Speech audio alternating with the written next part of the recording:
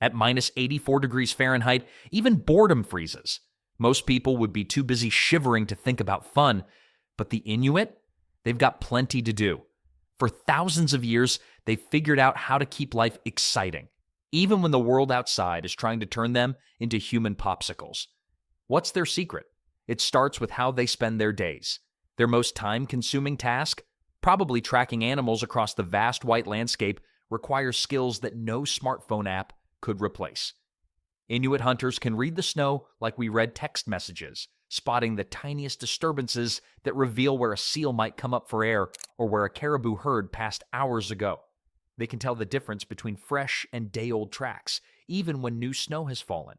One hunter explained that tracking in the Arctic is like solving a puzzle where the pieces keep changing shape, and the reward is dinner. The seal hunt alone shows how patience becomes an art form. Hunters sometimes wait for hours by a breathing hole in the ice, harpoon ready, barely moving. One wrong sound, one sudden movement, and the seal won't surface. Talk about the ultimate test of willpower. Most teenagers can't even wait for a web page to load without getting frustrated. And we think we're suffering when the Wi-Fi drops for 5 minutes. Ice fishing takes this patience to another level. Cutting through ice that can be 6 feet thick or more is just the beginning. It's like trying to dig through your grandma's fruitcake, except the ice is actually easier to break. Then comes the waiting. But unlike fishing in warmer places, Inuit ice fishing isn't about relaxing with a cooler of drinks. It's about staying alert when the cold is trying its best to make you sleepy. A dangerous proposition in such extreme temperatures. The excitement comes in waves. Hours might pass with nothing happening, and then suddenly, everything happens at once. A caribou appears on the horizon. A seal surfaces for air. A fish takes the bait. In these moments, all the waiting makes sense. The heart races, skills snap into focus, and the result is the difference between eating well and going hungry. Studies have found that traditional Inuit hunters burn up to 5,000 calories a day during active hunts, more than twice what the average person uses. The physical workout alone would keep boredom at bay, but it's the mental challenge that really keeps things interesting. Every hunting trip is different because the ice, the weather, and the animals are always changing. For young Inuit, the first successful hunt is a major milestone. It marks the beginning of contributing to the community's survival and earns respect from elders. Getting your first caribou probably feels better than getting your first 1,000 likes on social media, and it actually feeds people instead of just feeding your ego. One traditional practice involves the hunter giving away the meat from their first big catch, teaching the crucial lesson that in the Arctic, sharing food is not generosity, it's survival. The return from a successful hunt transforms the entire community. People gather to help process the catch, nothing goes to waste, and the stories begin. It's like the Arctic version of a Facebook feed, except the stories are actually interesting and nobody's trying to sell you sketchy weight loss products. How the seal almost got away, how close the caribou came, how thick the ice was. These become the headlines of the day, discussed and sometimes playfully exaggerated. After the excitement of bringing home food for the community, evenings are perfect for something a bit more relaxing but no less important. Storytelling sits at the heart of Inuit culture. In a world without written language until recently, stories carried everything: history, wisdom, warnings, and plenty of laughs. These aren't just bedtime stories. They're the original survival guides with plot twists. Elders share tales passed down through countless generations, commanding attention without needing special effects or celebrity cameos. Many Inuit stories feature Sedna, the goddess of the sea who controls marine animals. Legend says she lives at the bottom of the ocean, and when humans break taboos, she holds back the animals, causing food shortages. When fishermen have a bad season nowadays, they can blame climate change. The Inuit could just blame Sedna having a bad hair day. The tradition remains strong today. A study found that 80% of Inuit youth can recall at least 3 traditional stories in detail. Impressive when most teenagers elsewhere can't remember where they left their phone 5 minutes ago. The stories evolve with modern elements sometimes sneaking in, but the core lessons remain unchanged. Then there's the music. Drum dancing forms the backbone of traditional Inuit musical expression. The drum, often made from caribou skin stretched over a wooden frame, creates rhythms that match the beating of the human heart. One traditional drum dance involves a storyteller singing while mimicking animals from the tale. Basically, karaoke night, but with actual talent involved. Throat singing, traditionally performed by two women standing face to face, creates otherworldly sounds through breathing techniques and vocal skills. The women take turns making sounds, creating rhythmic patterns so quickly it seems impossible. The goal? Make your partner laugh or run out of breath first. It's like a breathing competition where everyone sounds like they're either giving birth or impersonating a walrus. Yet somehow it's mesmerizing. These performances aren't reserved for special occasions. On long winter nights when temperatures drop to minus 80 degrees, families gather in each other's homes. No tickets required, no overpriced concession stands, just pure human connection. Everyone gets a turn, from respected elders to young children, just learning the traditions. The dances themselves often tell stories: hunters stalking prey, birds in flight, or legendary heroes on adventures. While dancers in clubs today might be trying to attract attention or avoid hitting the person next to them, traditional Inuit dancers are preserving their history with every step. The dances generate enough heat to make dancers strip down to light clothing despite the freezing temperatures outside. As the night of stories and songs winds down, the community doesn't just disperse. The shared experience bonds them together, preparing them for tomorrow's challenges. When morning comes, these cultural connections prove just as essential to survival as the physical skills needed to endure the Arctic's extreme conditions. At the crack of dawn, while most of us consider walking to the bathroom a heroic feat, Inuit communities often gather for games that would make Olympic athletes question their life choices. These aren't just ways to pass time, they're survival skills wearing a party hat. Take the knuckle hop. Players get into a push-up position and hop forward on their knuckles and toes. It's basically what happens when you combine a push-up with a frog and then add a dash of pure pain. Record holders can hop more than 190 feet, roughly the length of 4 school buses. Meanwhile, most of us feel accomplished when we manage to do 4 regular push-ups without crying. The arm pull pits 2 competitors against each other, sitting and locking arms at the elbow. The first person to move loses. Simple to explain, brutal to perform. The game directly mimics the strength needed to pull a seal from its breathing hole, a much more useful skill than being able to open a stubborn jar of pickles, which is what passes for survival skills in modern suburbs. The high kick requires competitors to jump from both feet, kick a target suspended in the air, and land on the same foot they used to kick. The world record stands at nearly 9 feet, higher than most basketball hoops. Most of us celebrate if we can put on socks without falling over, while these athletes are practically high-fiving the ceiling with their toes. What makes these games special is their practicality.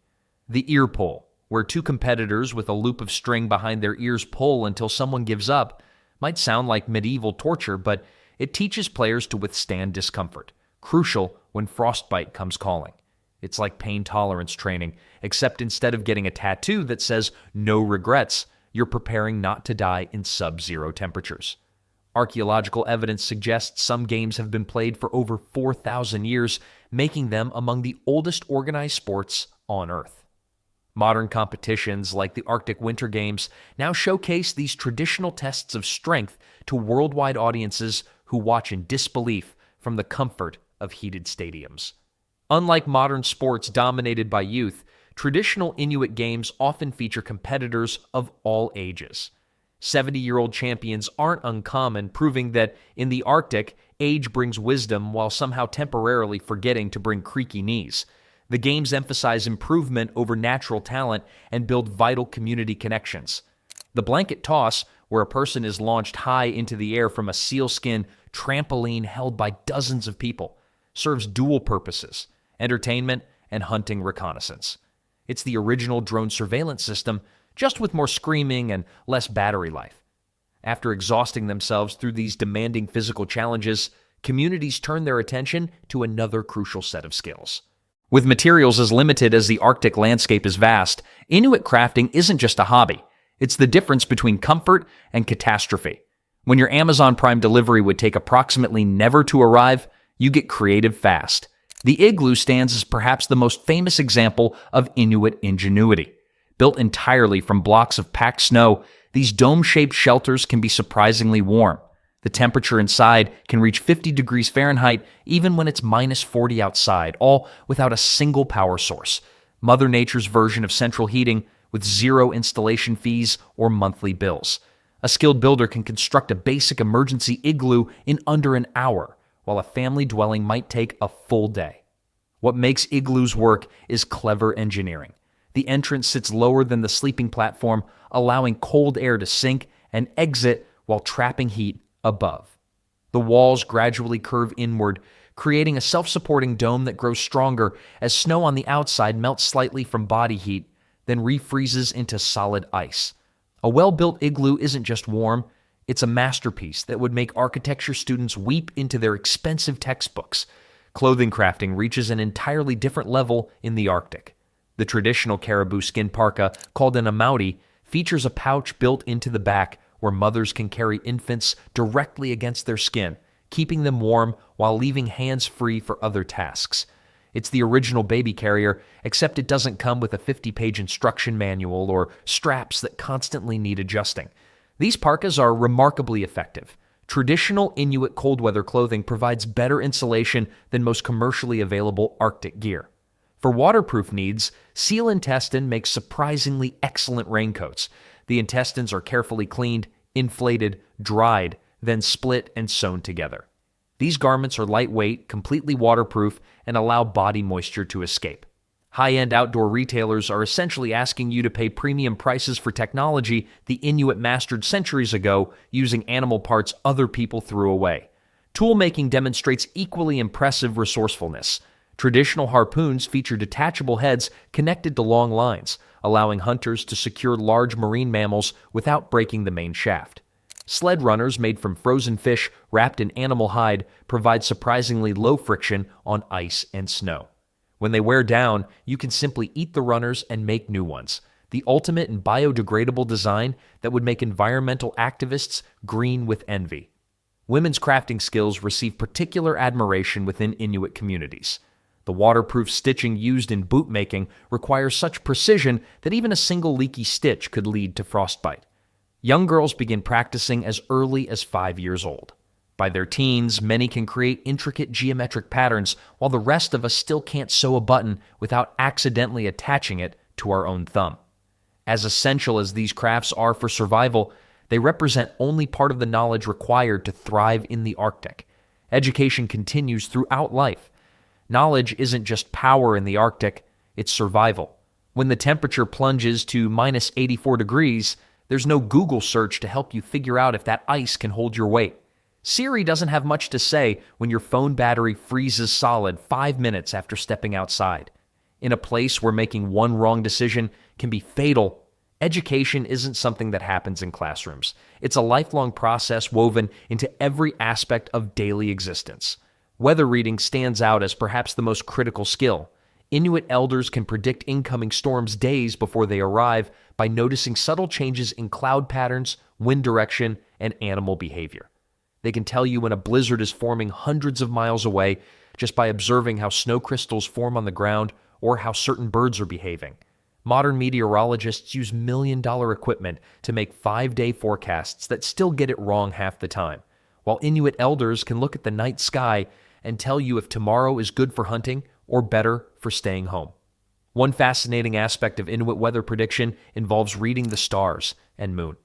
Traditional knowledge includes understanding how star brightness, the appearance of halos around the moon, and even the way northern lights move across the sky correlate with upcoming weather patterns.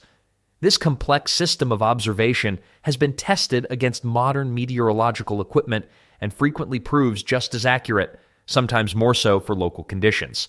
This knowledge comes from generations of careful observation passed down through teaching. Navigation requires equally impressive mental mapping. Inuit travelers memorize landmarks, stars, wind patterns, and snow formations to find their way across vast stretches of seemingly identical terrain. It's like having Google Maps permanently installed in your brain, except it actually works when you're in the middle of nowhere and doesn't keep telling you to make a U-turn. In the featureless white expanses of the Arctic winter, travelers learn to notice subtle differences in snowdrifts shaped by prevailing winds, helping them maintain direction even during the long polar night when stars are hidden by clouds. The learning begins early. By age 6, many Inuit children can identify dozens of different types of snow and ice, each with specific properties that determine whether it's safe to walk on, good for building, or dangerous to approach. English has one word for snow. The Inuit languages have dozens, each precisely describing different conditions. Kids in warmer places learn about different dinosaurs. Inuit children learn about different types of snow. Both are extinct if you make the wrong move. They learn to tell the difference between kauli, snow that collects on trees or structures, and pukak, crystalline snow on the ground that's easy to dig through. Distinctions that might seem trivial until your life depends on them. Teaching often happens through careful observation rather than formal instruction. A young person might follow an elder for days, watching every move, absorbing techniques for everything from tracking animals to cutting snow blocks. This requires incredible patience from both teacher and student. Imagine shadowing your math teacher for a week straight without being allowed to check your phone even once. Questions are often answered with stories rather than direct explanations, embedding lessons within memorable narratives that connect present challenges to ancestral wisdom. The teaching methods themselves reflect deep psychological insight. Inuit parents rarely scold children for mistakes during learning. Instead, they might tell a story about what happens to people who make similar errors. This approach helps learners understand consequences without creating fear or resentment. Studies of Inuit parenting and teaching methods have influenced modern educational psychology, particularly in areas of experiential learning and emotional regulation. Safety knowledge gets special attention. Children learn to recognize the early signs of frostbite, understand how quickly hypothermia can set in, and identify when ice is becoming dangerous. According to studies, Inuit communities have significantly lower rates of cold weather injuries than visitors to the Arctic, despite spending far more time outside in extreme conditions. It's like they've been taking master classes and not dying while the rest of us struggle with figuring out which side of the toast to butter. They can spot the difference between ice that will hold a person's weight and ice that might collapse, often based on subtle color variations or tiny air bubble patterns invisible to untrained eyes. Learning extends beyond physical survival to understanding complex social relationships. Young people study the connections between families and communities, learning who to turn to for specific needs and how to maintain the delicate balance of reciprocity that keeps everyone alive during hard times. Remembering who owes favors to whom isn't gossip in the Arctic. It's the original social network where your status update might actually save your life. Generosity and sharing are taught not as abstract virtues, but as practical survival strategies. The hunter who shares meat today might be hungry tomorrow. Perhaps most impressive is how Inuit education adapts to include new information while preserving traditional knowledge. As climate change alters familiar patterns, elders and youth work together to update their understanding. Old wisdom about when ice forms must now account for shifting timelines, but the fundamental skills of reading environmental cues remain essential. One study found that communities maintaining strong traditional knowledge systems show greater resilience to environmental changes than those that have abandoned them, proving that this educational approach offers benefits beyond preserving cultural heritage. With these survival skills mastered and constantly refined, Inuit communities developed remarkable mobility. The Inuit don't just sit in one place waiting for spring to arrive. They embrace the frozen landscape as a highway system that connects communities across vast distances. When the sea freezes solid, places that would require days of dangerous boating in summer become accessible by sled in just hours. It's the original road trip, just without the gas stations, billboards, or that awkward moment when someone picks a terrible playlist. Dog sledding stands as the iconic mode of traditional Arctic transportation. A well-trained team of huskies can maintain speeds of up to 10 miles per hour for hours on end, covering over 60 miles in a single day. These weren't just pets. They were the Arctic equivalent of a Ferrari, except they run on fish instead of premium gasoline. The relationship between mushers and their dogs went far beyond transportation. These animals warned of thin ice, helped track game, and even kept their owners warm during emergency overnight stops. The traditional Inuit sled, called a kamadik, is an engineering marvel built without nails or screws. Sleds were typically constructed using wooden runners connected by crossbars, all lashed together with rawhide that would tighten as it froze. Some traditional sleds included ingenious features like ivory runners that could be wetted down and allowed to freeze, creating an ice coating that reduced friction to levels that modern synthetic materials struggle to match. Winter journeys require careful timing and planning.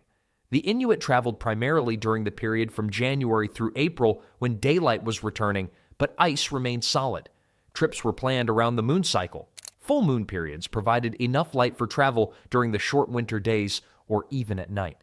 The Inuit were using celestial navigation for travel planning, while the rest of us just used the moon to explain why we're feeling extra weird this week. Trading journeys could span hundreds of miles across featureless terrain. Coastal groups brought seal oil and skins to trade with inland groups who offered caribou hides and antler tools. These trade networks ensured resources were distributed across the Arctic, allowing specialized skills to develop in different regions. Communication between distant communities often depended on these travelers. Before radio or internet, travelers were the original news network, carrying stories and information that could be vital for survival. It was like Twitter, except the news was actually useful and nobody got canceled for expressing the wrong opinion about seal hunting methods. The routes themselves became part of oral tradition, with landmarks and dangerous areas carefully documented through stories passed down through generations. An experienced traveler could recite the features of a 500-mile route from memory, including where to find shelter, good hunting, and safe ice crossings. These mental maps were so detailed that even today, some traditional routes have proven more reliable than those suggested by modern GPS systems. The freedom that comes from mastering Arctic travel creates a sense of possibility rather than limitation.